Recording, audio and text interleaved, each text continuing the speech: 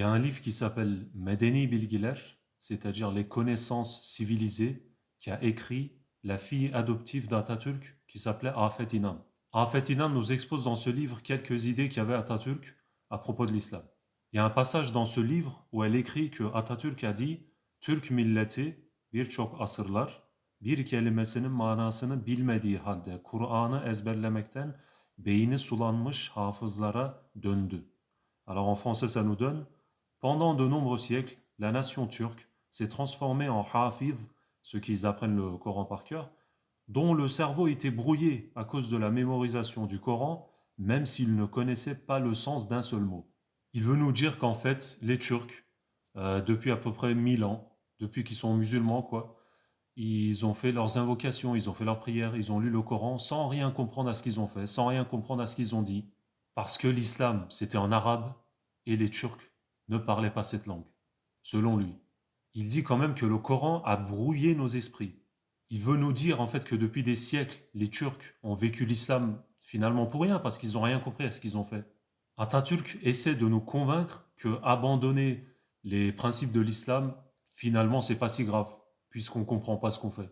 Il nous dit dans des autres passages de ce livre que depuis des siècles, la langue arabe ou l'islam a emprisonné les Turcs, et les Turcs n'ont pas pu exprimer leur tradition, leur façon de vivre, leur façon de faire.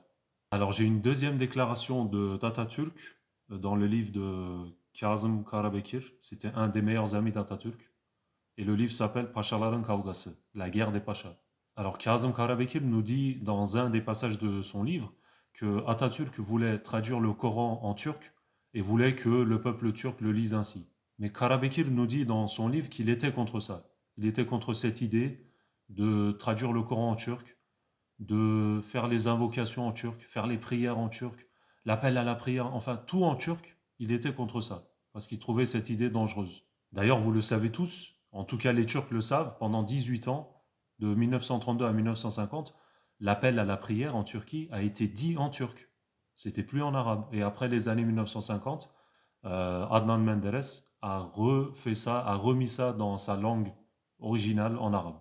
Du coup, Kazım Karabekir a dit qu'il n'était pas d'accord avec tout ça, et il dit dans son livre que Atatürk lui a répondu en lui disant Evet Karabekir, Arapoğlu'nun, là il parle de notre prophète sallallahu alayhi wa sallam, il dit Arapoğlu'nun yavelerini, ça veut dire les inventions, les bêtises, yavelerini Türk oğullarına öğretmek için Kur'an'ı Türkçe'ye tercüme ettireceğim ve böylece okutacağım ta ki budalalık edip de aldanmakta devam etmesinler. Alors en français ça nous donne oui Karabekir, je ferai traduire le Coran en turc afin d'enseigner aux enfants turcs les bêtises du fils d'arabe.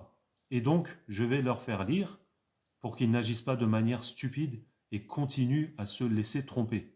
Là déjà vous avez vu à propos de notre prophète sallallahu alayhi wa sallam, il dit le fils d'arabe, comme si c'est une insulte, le fils d'arabe là, l'autre là. Hasha. Et il dit qu'il veut traduire le Coran pour expliquer aux enfants turcs les bêtises, Hasha encore, de notre prophète sallallahu alayhi wa sallam, ces bêtises, pour que les Turcs enfin n'agissent plus de façon stupide et continuent à se laisser tromper. Donc selon lui, selon Atatürk, si on continue à lire le Coran en langue arabe, on se laisse tromper et on lit, on agit de façon stupide. Mais que si on le lisait en turc, si on comprenait ce qu'on lisait, on verrait que le Coran, en fait, ça raconte n'importe quoi. C'est là juste pour nous endoctriner. C'est incroyable tout ça, hein. Qui aurait cru que Atatürk avait dit tout ça? Alors là, j'en vois venir certains, probablement, qui vont me dire, oui, mais tu sais, Kazım Karabekir et Atatürk, ils étaient amis, mais après, ils se sont embrouillés, ils ont eu des histoires. Kazım Karabekir, il s'est enfermé chez lui, ou alors il pouvait plus sortir de chez lui. On ne sait pas trop pour quelle raison, mais on le devine. Et du coup, Kazım Karabekir a pu inventer tout ça pour discréditer Atatürk. Alors supposons que ça c'est vrai. Supposons que Karabekir a inventé tout ça, même si moi je ne le crois pas, parce que vu toutes les preuves qu'il y a que Atatürk n'aimait pas l'islam, franchement, il n'y a même pas besoin de cette déclaration de Karabekir pour nous prouver que Atatürk, il n'aime pas notre religion, quoi. Mais bon, supposons qu'il ait menti. Il a écrit n'importe quoi.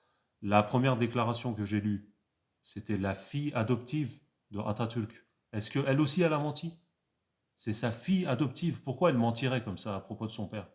Franchement, mes frères, mes sœurs, vu tout ce qui a été fait contre l'islam depuis le début de la République en Turquie. Franchement, il n'y a même plus besoin de preuves en vrai pour vous expliquer tout ça, mais on va continuer à décortiquer tout ce qui a été vécu, tout ce qui a été écrit. Comme ça, on va voir toutes les actions anti-islam qui ont été faites dans notre pays.